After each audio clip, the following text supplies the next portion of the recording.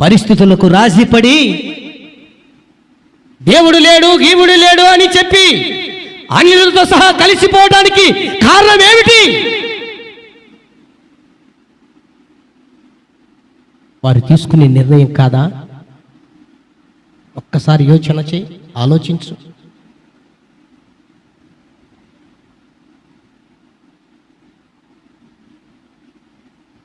నా ప్రియ దేవుని బిడ్డలారా, తద్వారా అప్రతిష్ట పాలవుతారే గాని, తద్వారా చెడిపోతారే గాని, తద్వారా ఇంకా సమస్యలు కొని తెచ్చుకుంటారే గాని బాగుపడతారా అనుకోవడం అది సాధ్యం కాదు. నేను ఇంతమందిని చూసా. 23 సంవత్సరాల నుండి ఎందరినో చూసా.